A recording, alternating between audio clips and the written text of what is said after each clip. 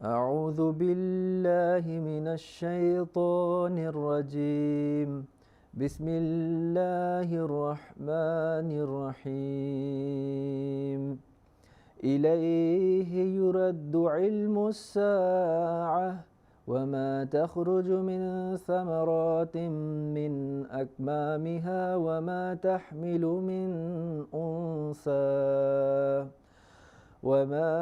تحمل من أنثى ولا تدع إلا بعلمه ويوم يناديهم أين شركائي قالوا آذناك ما منا من شهيد وضل عنهم ما كانوا يدعون من قبل وظنوا ما لهم من محيص لا يسأم الإنسان من دعاء الخير وإن مسه الشر فيئوس قنوط ولئن أذقناه رحمة منا من بعد ضراء مسته ليقولن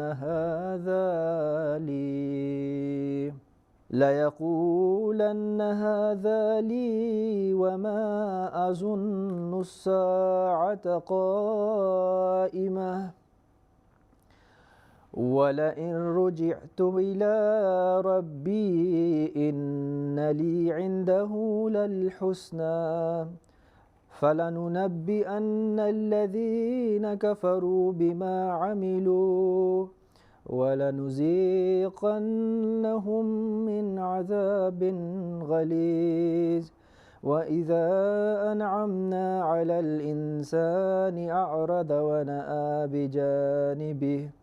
وإذا مسه الشر فذو دعاء عريض قل أرأيتم إن كان من عند الله ثم كفرتم به من أضل ممن هو في شقاق بعيد سنريهم آياتنا في الآفاق وفي أنفسهم حتى يتبين لهم أنه الحق أولم يكف بربك أنه على كل شيء شهيد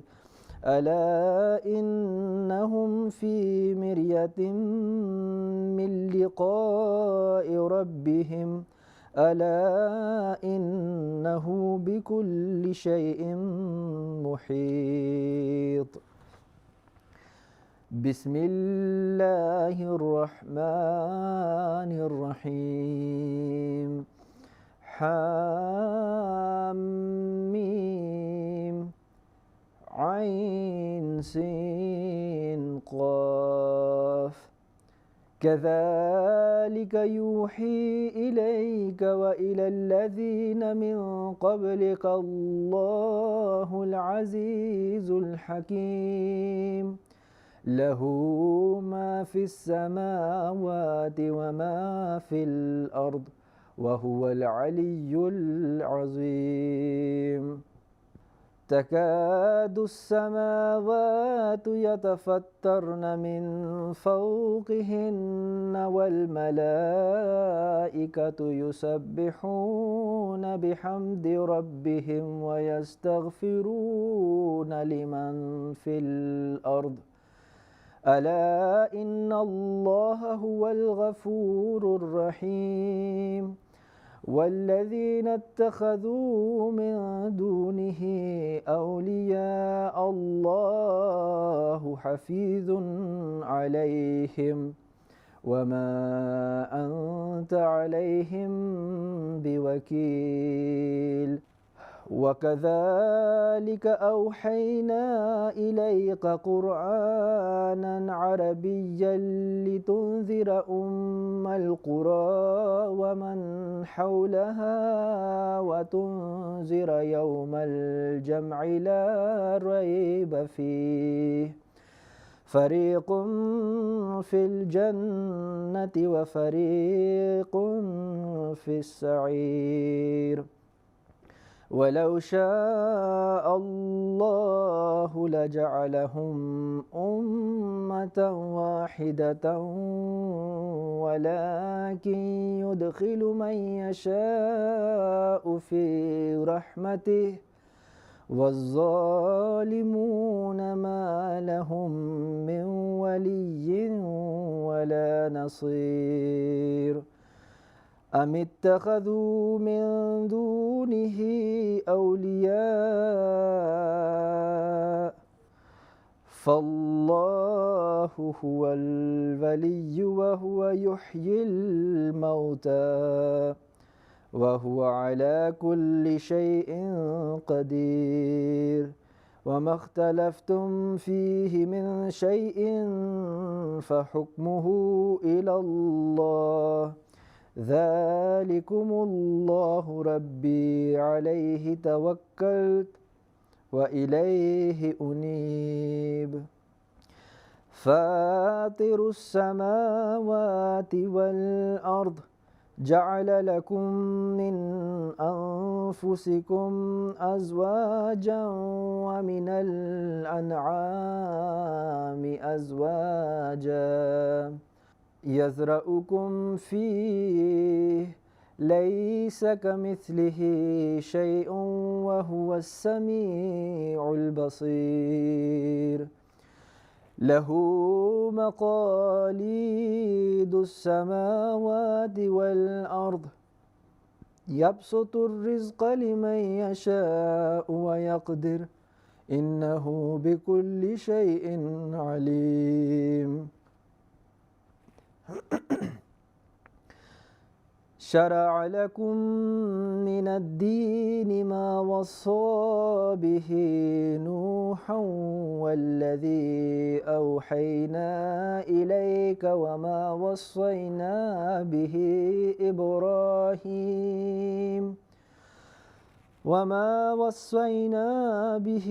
إبراهيم وموسى وعيسى أن أقيموا الدين ولا تتفرقوا فيه كبر على المشركين ما تدعوهم إليه الله يجتبي إليه من يشاء ويهدي إليه من ينيب وما تفرقوا إلا من بعد ما جاءهم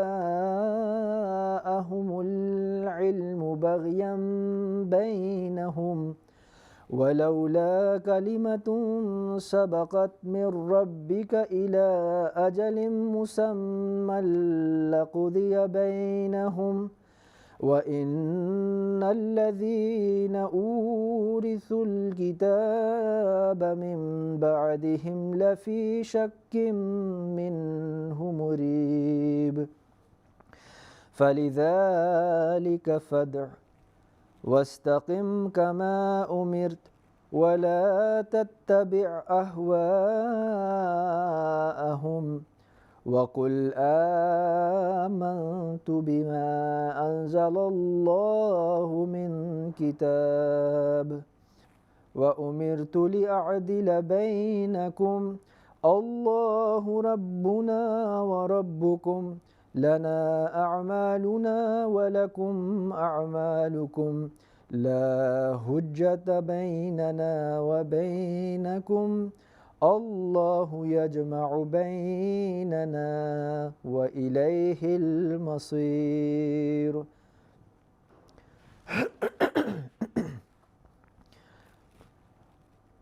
والذين يحاجون في الله من بعد ما استجيب له حجتهم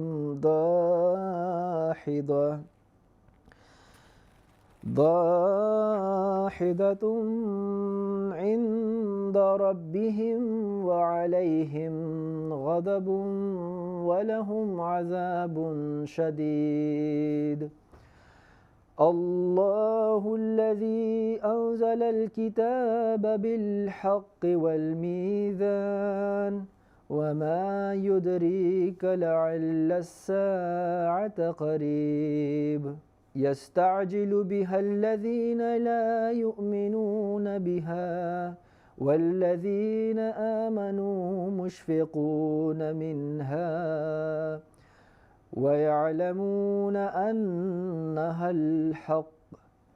ألا إن الذين يمارون في الساعة لفي ضلال بعيد. الله لطيف بعباده يرزق من يشاء وهو القوي العزيز. من كان يريد حرث الآخرة نزد له في حرثه ومن كان يريد حرث الدنيا نؤته منها وما له في الآخرة من نصيب. أم لهم شركاء شرعوا لهم من الدين ما لم يأذن به الله ولولا كلمة الفصل لقضي بينهم وإن الظالمين لهم عذاب أليم. ترى الظالمين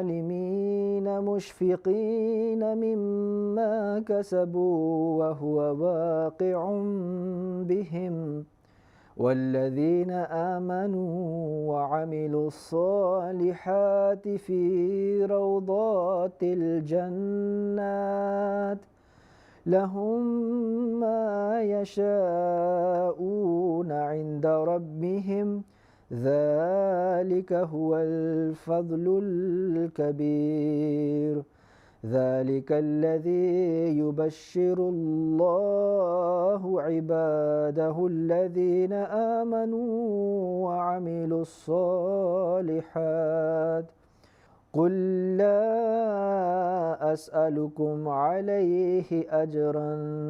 إلا المودة في القربى ومن يقترف حسنة نزد له فيها حسنا إن الله غفور شكور. أم يقولون افترى على الله كذبا فإن يشاء الله يختم على قلبك ويمحو الله الباطل ويحق الحق بكلماته إنه عليم بذات الصدور. وهو الذي يقبل التوبة عن عباده ويعفو عن السيئات ويعلم ما تفعلون ويستجيب الذين آمنوا وعملوا الصالحات ويزيدهم من فضله والكافرون لهم عذاب شديد. ولو بسط الله الرزق لعباده لبغوا في الأرض ولكن ينزل بقدر ما يشاء إنه بعباده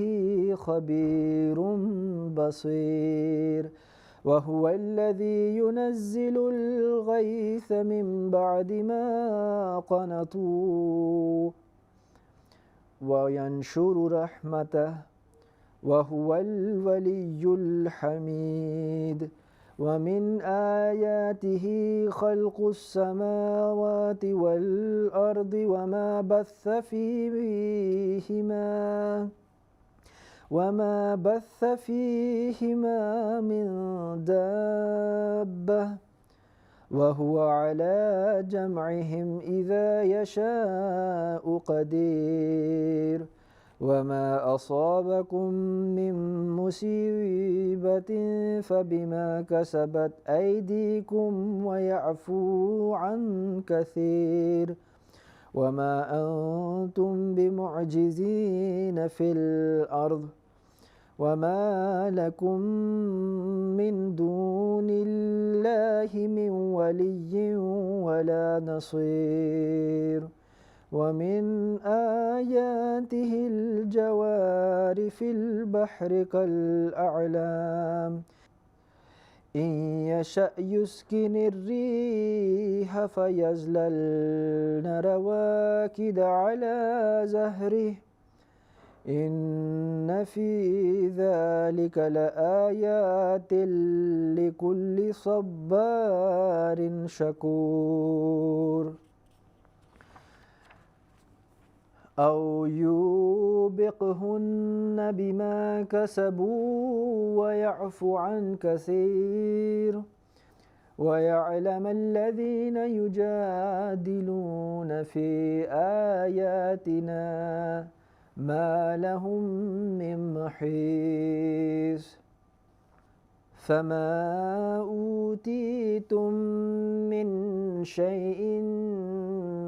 فمتاع الحياة الدنيا وما عند الله خير وأبقى للذين آمنوا وعلى ربهم يتوكلون والذين يجتنبون كبائر الإثم والفواحش وإذا ما غضبوا هم يغفرون والذين استجابوا لربهم وأقاموا الصلاة وأمرهم شورى بينهم ومما رزقناهم ينفقون والذين إذا أصابهم البغي هم ينتصرون وجزاء سيئة سيئة مثلها فمن عفا وأصلح فأجره على الله إنه لا يحب الظالمين ولمن انتصر بعد ظلمه فأولئك ما عليهم من سبيل إنما السبيل على الذين يظلمون الناس ويبغون في الأرض بغير الحق أولئك لهم عذاب أليم ولمن صبر وغفر إن ذلك لمن عزم الأمور ومن يضلل الله فما له من ولي من بعده وترى الظالمين لما رأوا العذاب يقولون هل إلى مرد من سبيل وتراهم يعرضون عليها خاشعين من الذل ينظرون من طرف خفي وقال الذين آمنوا إن الخاسرين الذين خسروا أنفسهم وأهليهم يوم القيامة ألا إن الظالمين في عذاب مقيم وما كان لهم من أولياء ينصرونهم من دون الله ومن يضلل الله فما له من سبيل استجيبوا لربكم من قبل أن يأتي يوم لا مرد له من الله ما لكم من ملجأ يومئذ وما لكم من نكير فإن أعرضوا فما أرسلناك عليهم حفيظا إن عليك إلا البلاغ وإنا إذا أذقنا الإنسان منا رحمة فرح بها وإن تصبهم سيئة بما قدمت أيديهم فإن الإنسان كفور لله ملك السماوات والأرض يخلق ما يشاء يهب لمن يشاء إناثا ويهب لمن يشاء الذكور أو يزوجهم ذكرانا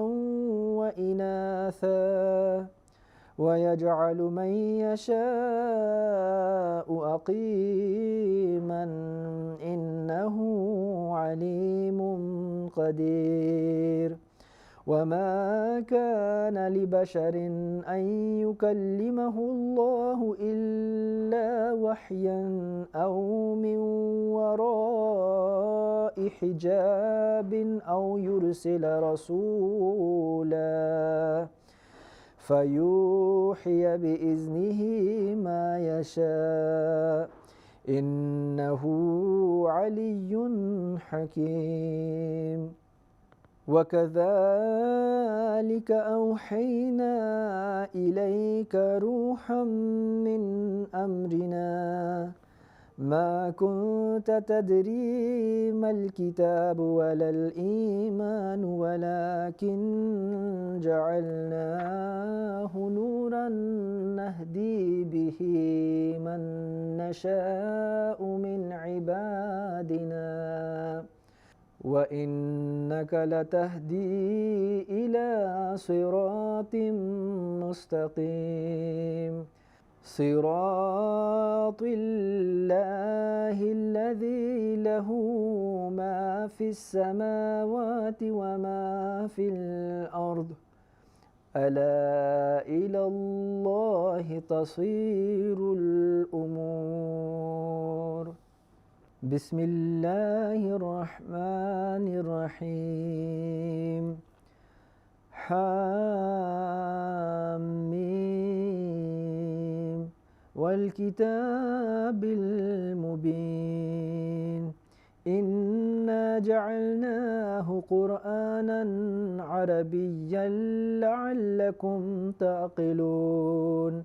وإنه في أم الكتاب لدينا لعلي حكيم أفنضرب عنكم الذكر صفحا أن كنتم قوما مسرفين وكم أرسلنا من نبي في الأولين وما يأتيهم من نبي إلا كانوا به يستهزئون فأهلكنا أشد منهم بطشا ومضى مثل الأولين ولئن سألتهم من خلق السماوات والأرض ليقولن خلقهن العزيز العليم الذي جعل لكم الأرض مهدا وجعل لكم فيها سبلا لعلكم تهتدون والذي نزل من السماء ماء بقدر فأنشرنا به بلدة ميتا كذلك تخرجون والذي خلق الأزواج كلها وجعل لكم من الفلك والأنعام ما تركبون لتستووا على ظهوره ثم تذكروا نعمة ربكم إذا استويتم عليه وتقولوا سبحان الذي سخر لنا هذا وما كنا له مقرنين وإنا إلى ربنا لمنقلبون وجعلوا له من عباده جزءا إن الإنسان لكفور مبين أم اتخذ مما يخلق بنات وأصفاكم بالبنين وإذا بشر أحدهم بما ضرب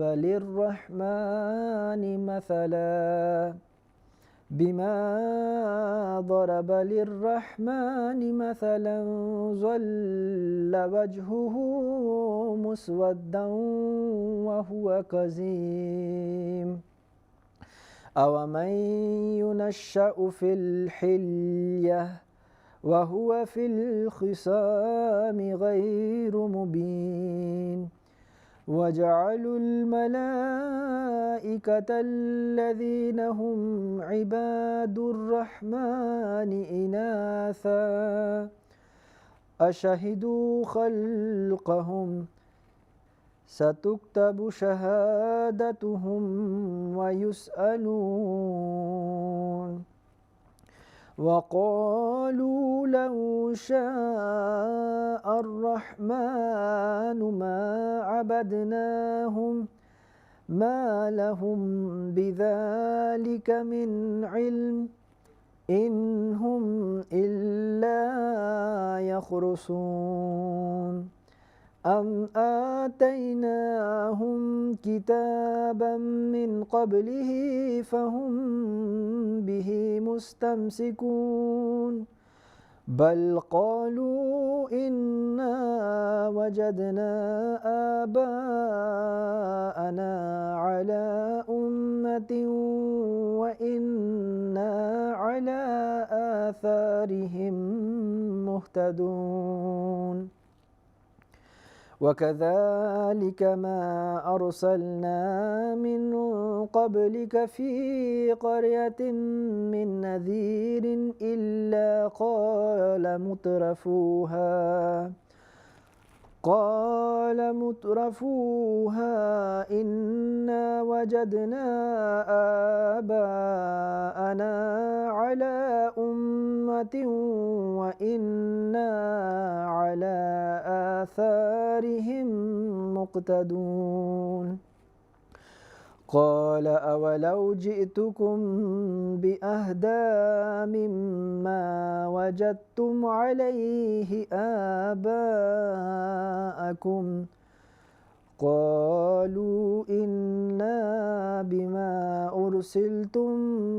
به كافرون فانتقمنا منهم فانظر كيف كان عاقبة المكذبين. وإذ قال إبراهيم لأبيه وقومه إنني براء مما تعبدون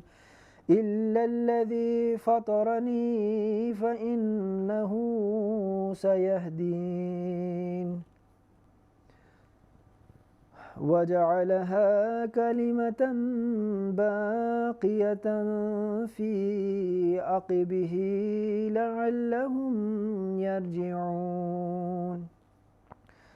بل متعت هؤلاء وآباءهم حتى جاءهم الحق ورسول مبين. ولما جاءهم الحق قالوا هذا سحر وإنا به كافرون. وقالوا لولا نزل هذا القرآن على رجل من القريتين عظيم أهم يقسمون رحمة ربك نحن قسمنا بينهم معيشتهم في الحياة الدنيا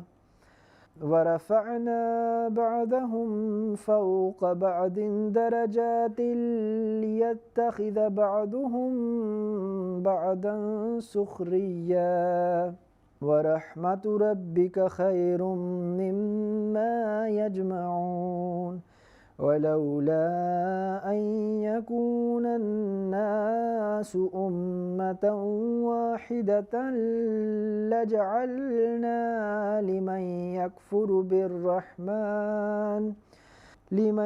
يكفر بالرحمن لبيوتهم سقفا من فضة ومعارج عليها يظهرون ولبيوتهم أبوابا وسررا عليها يتكئون وزخرفا وإن كل ذلك لما متاع الحياة الدنيا والآخرة عند ربك للمتقين. ومن يعش عن ذكر الرحمن نقيض له شيطانا فهو له قرين وإنهم ليصدونهم عن السبيل ويحسبون أنهم مهتدون حتى إذا جاءنا قال يا ليت بيني وبينك بعد المشرقين فبئس القرين. ولن ينفعكم اليوم إذ ظلمتم أنكم في العذاب مشتركون أفأنت تسمع الصم أو تهدي العمي ومن كان في ضلال مبين. فإما نذهبن بك فإنا منهم منتقمون أو نرينك الذي وعدناهم فإنا عليهم مقتدرون. فاستمسك بالذي أوحي إليك إنك على صراط مستقيم وإنه لذكر لك ولقومك وسوف تسألون. واسأل من أرسلنا من قبلك من رسلنا أجعلنا من دون الرحمن آلهة يعبدون ولقد أرسلنا موسى بآياتنا إلى فرعون وملئه فقال إني رسول رب العالمين فلما جاءهم بآياتنا إذا هم منها يضحكون وما نريهم من آية إلا هي أكبر من أختها وأخذناهم بالعذاب لعلهم يرجعون وقالوا يا أيها الساحر ادع لنا ربك بما عهد عندك إننا لمهتدون فلما كشفنا عنهم العذاب إذا هم ينكثون ونادى فرعون في قومه قال يا قوم أليس لي ملك مصر وهذه الأنهار تجري من تحتي أفلا تبصرون أم أنا خير من هذا الذي هو مهين ولا يكاد يبين فلولا ألقي عليه أسورة من ذهب أو جاء معه الملائكة مقترنين فاستخف قومه فأطاعوه إنهم كانوا قوما فاسقين فلما آسفونا انتقمنا منهم فأغرقناهم أجمعين فجعلناهم سلفا ومثلا للآخرين ولما ضرب ابن مريم مثلا إذا قومك منه يصدون وقالوا أآلهتنا خير أم هو ما ضربوه لك إلا جدلا بل هم قوم خصمون إن هو إلا عبد أنعمنا عليه وجعلناه مثلا لبني إسرائيل ولو نشاء لجعلنا منكم ملائكة في الأرض يخلفون وإنه لعلم للساعة فلا تمترن بها واتبعون هذا صراط مستقيم ولا يصدنكم الشيطان إنه لكم عدو مبين ولما جاء عيسى بالبينات قال قد جئتكم بالحكمة ولأبين لكم بعد الذي تختلفون فيه فاتقوا الله وأطيعون إن الله هو ربي وربكم فاعبدوه هذا صراط مستقيم فاختلف الأحزاب من بينهم فويل للذين ظلموا من عذاب يوم أليم هل ينظرون إلا الساعة أن تأتيهم بغتة وهم لا يشعرون الأخلاء يومئذ بعضهم لبعض عدو إلا المتقين يا عباد لا خوف عليكم اليوم ولا أنتم تحزنون الذين آمنوا بآياتنا وكانوا مسلمين ادخلوا الجنة أنتم وأزواجكم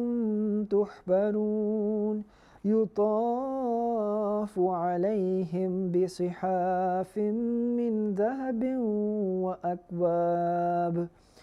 وفيها ما تشتهيه الأنفس وتلذ الأعين وأنتم فيها خالدون وتلك الجنة التي أورثتموها بما كنتم تعملون لكم فيها فاكهة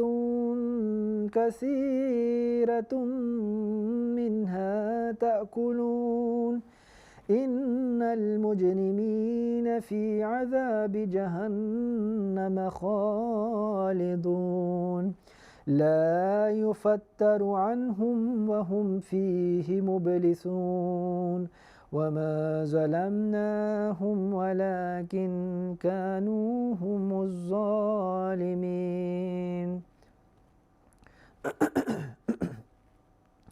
ونادوا يا مالك ليقضي علينا ربك قال إنكم ماكثون لقد جئناكم بالحق ولكن أكثركم للحق كارهون أم يحسبون أنا لا نسمع سرهم ونجواهم بلى ورسلنا لديهم يكتبون قل إن كان للرحمن ولد فأنا أول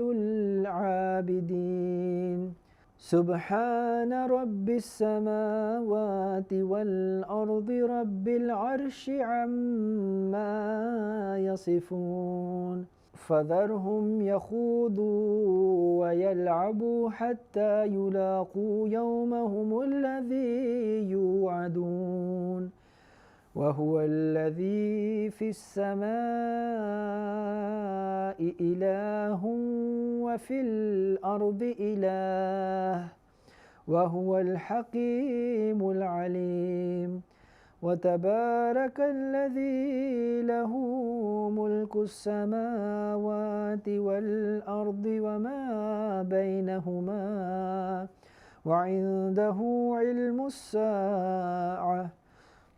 وإليه ترجعون ولا يملك الذين يدعون من دونه الشفاعة إلا من شهد بالحق وهم يعلمون ولئن سألتهم من خلقهم ليقولن الله فأنى يؤفكون وقيله يا رب إن هؤلاء قوم لا يؤمنون فاصفح عنهم وقل سلام فسوف يعلمون بسم الله الرحمن الرحيم حاميم والكتاب المبين إنا أنزلناه في ليلة مباركة إنا كنا منذرين فيها يفرق كل أمر حكيم أمرا من عندنا إنا كنا مرسلين رحمة من ربك إنه هو السميع العليم رب السماوات والأرض وما بينهما إن كنتم موقنين لا إله إلا هو يحيي ويميت ربكم ورب آبائكم الأولين بل هم في شك يلعبون فارتقب يوم تأتي السماء بدخان مبين يغشى الناس هذا عذاب أليم ربنا اكشف عنا العذاب إنا مؤمنون أنى لهم الذكرى وقد جاءهم رسول مبين ثم تولوا عنه وقالوا معلم مجنون إنا كاشف العذاب قليلا إنكم عائدون يوم نبطش البطشة الكبرى إنا منتقمون ولقد فتنا قبلهم قوم فرعون وجاءهم رسول كريم أن أدوا إلي عباد الله إني لكم رسول أمين وألا تعلوا على الله إني آتيكم بسلطان مبين وإني عذت بربي وربكم أن ترجمون وإن لم تؤمنوا لي فاعتزلون فدعا ربه أن هؤلاء قوم مجرمون فأسر بعبادي ليلا إنكم متبعون واترك البحر رهوا إنهم جند مغرقون كم تركوا من جنات وعيون وزروع ومقام كريم ونعمة كانوا فيها فاكهين كذلك وأورثناها قوما آخرين فما بكت عليهم السماء والأرض وما كانوا منظرين ولقد نجينا بني إسرائيل من العذاب المهين من فرعون إنه كان عاليا من المسرفين ولقد اخترناهم على علم على العالمين وآتيناهم من الآيات ما فيه بلاء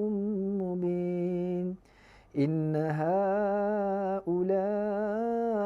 ليقولون إن هي إلا موتتنا الأولى وما نحن بمنشرين فأتوا بآبائنا إن كنتم صادقين أهم خير أم قوم تبع والذين من قبلهم أهلكناهم إنهم كانوا مجرمين وما خلقنا السماوات والأرض وما بينهما لاعبين ما خلقناهما إلا بالحق ولكن أكثرهم لا يعلمون إن يوم الفصل ميقاتهم أجمعين يوم لا يغني مولى عن مولى شيئا ولا هم ينصرون إلا من رحم الله إنه هو العزيز الرحيم إن شجرة الزقوم طعام الأثيم كالمهل يغلي في البطون كغلي الحميم خذوه فاعتلوه إلى سواء الجحيم ثم صبوا فوق رأسه من عذاب الحميم ذق إنك أنت العزيز الكريم إن هذا ما كنتم به تمترون إن المتقين في مقام أمين في جنات وعيون يلبسون من سندس وإستبرق متقابلين كذلك وزوجناهم بحور عين يدعون فيها بكل فاكهة آمنين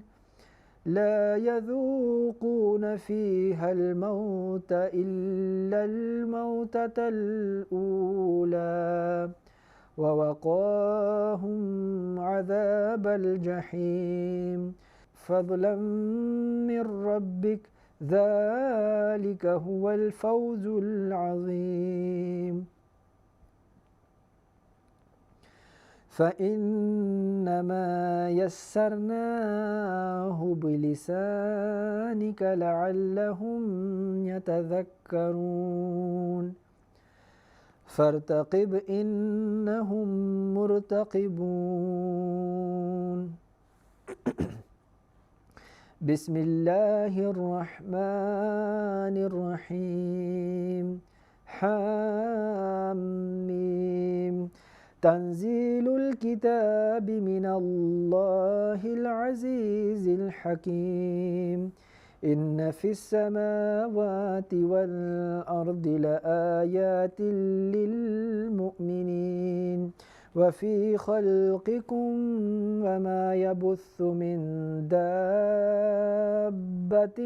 آيات لقوم يوقنون واختلاف الليل والنهار وما أنزل الله من السماء من رزق فأحيا به الأرض بعد موتها وتصريف الرياح آيات لقوم يعقلون تلك آيات الله نتلوها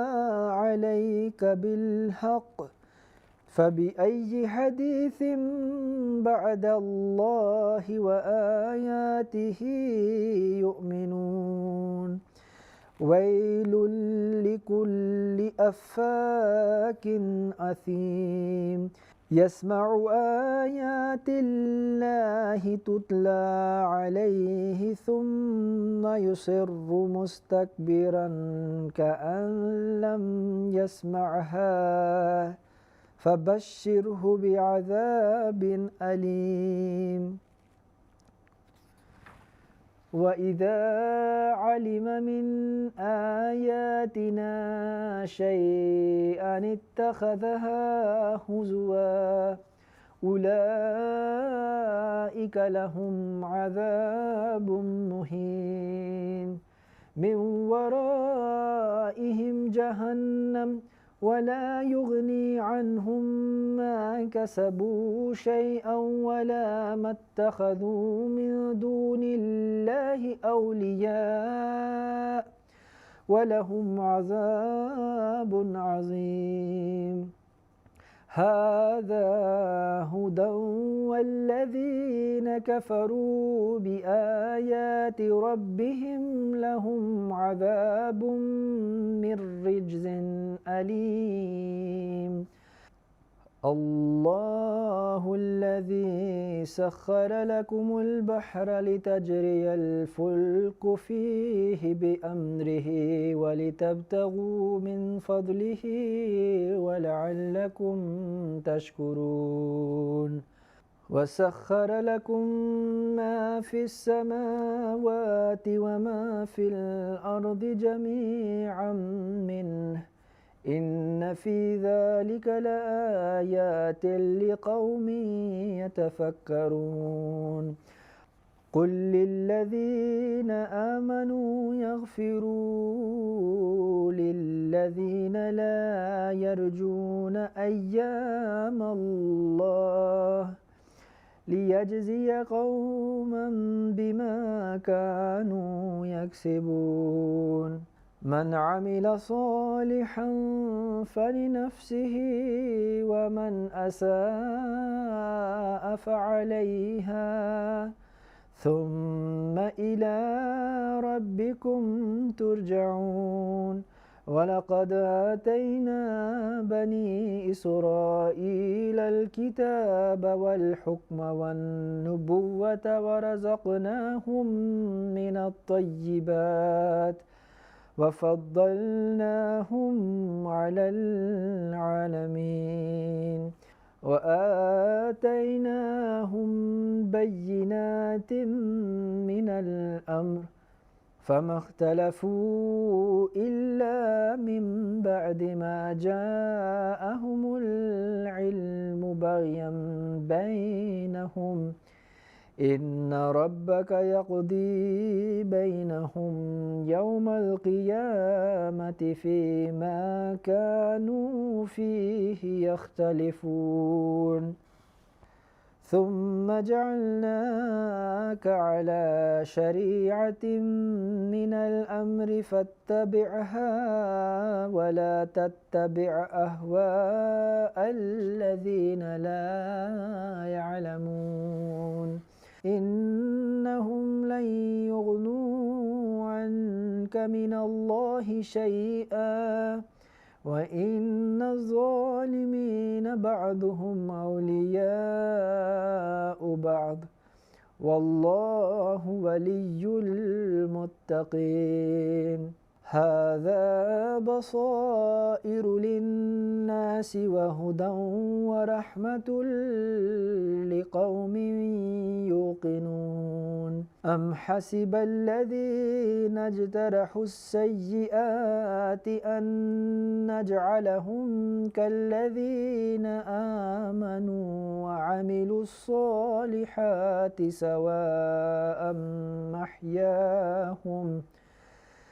سواء محياهم ومماتهم ساء ما يحكمون وخلق الله السماوات والأرض بالحق ولتجزى كل نفس بما كسبت وهم لا يظلمون أفرأيت من اتخذ إلهه هواه وأضله الله على علم وختم على سمعه وقلبه وجعل على بصره غشاوة فمن يهديه من بعد الله أفلا تذكرون وقالوا ما هي إلا حياتنا الدنيا نموت ونحيا وما يهلكنا إلا الدهر وما لهم بذلك من علم إن هم إلا يظنون وإذا تتلى عليهم آياتنا بينات ما كان حجتهم إلا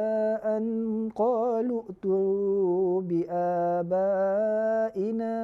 إن كنتم صادقين قل الله يحييكم ثم يميتكم ثم يجمعكم إلى يوم القيامة لا ريب فيه ولكن أكثر الناس لا يعلمون ولله ملك السماوات والأرض ويوم تقوم الساعة يومئذ يخسر المبطلون وترى كل أمة جاثية كل أمة تدعى إلى كتابها اليوم تجزون ما كنتم تعملون هذا كتابنا ينطق عليكم بالحق إنا كنا نستنسخ ما كنتم تعملون فأما الذين آمنوا وعملوا الصالحات فيدخلهم ربهم في رحمته ذلك هو الفوز المبين وأما الذين كفروا أفلم تكن آياتي تتلى عليكم فاستكبرتم وكنتم قوما مجرمين وإذا قيل إن وعد الله حق والساعة لا ريب فيها قلتم ما ندري ما الساعة إن نظن إلا ظنا وما نحن بمستيقنين وبدا لهم سيئات ما عملوا وحاق بهم ما كانوا به يستهزئون وقيل اليوم ننساكم كما نسيتم لقاء يومكم هذا ومأواكم النار وما لكم من ناصرين ذلكم بأنكم اتخذتم آيات الله هزوا وغرتكم الحياة الدنيا فاليوم لا يخرجون منها ولا هم يستعتبون